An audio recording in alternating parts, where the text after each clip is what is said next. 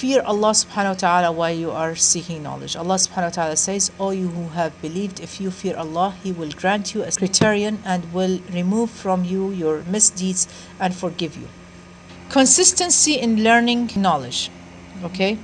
I know that there is not much time, but I will tell you real quick. It was about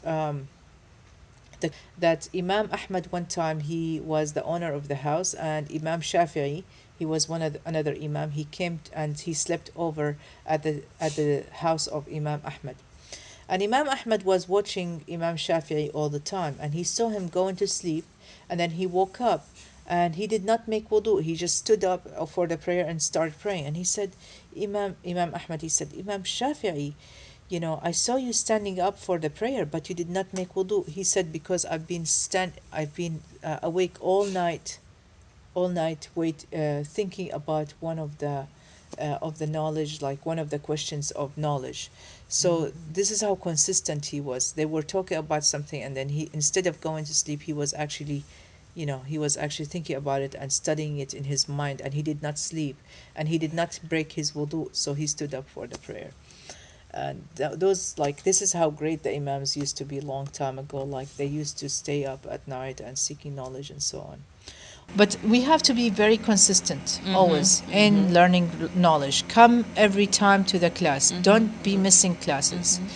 Also, keeping the information by memorizing and writing it down. So if I tell you things, it's better to write it down, so it will stick in your mind, or try to memorize it. Long time ago, the people of Hafid, they used to memorize the information.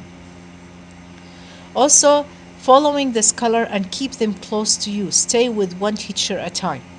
Long time ago, as I said, people used to travel for weeks to get to a scholar and sit with. They used to live in very close to the scholar. If it's not in his house, they would live very close to the masjid and will come to the circle of knowledge. They call it circle of knowledge. Like, this is a circle of knowledge where we sit and we learn from a scholar, right? And we sit with a teacher. So they used to be very close to him, because they did not only take the information in, but they used to see the application of that, observe his life and how he lived and what he did, and so things like that. So, for example, they say we have schools. We have 4 school of thoughts, and they are, by the way, there are so many, but those are the most famous ones.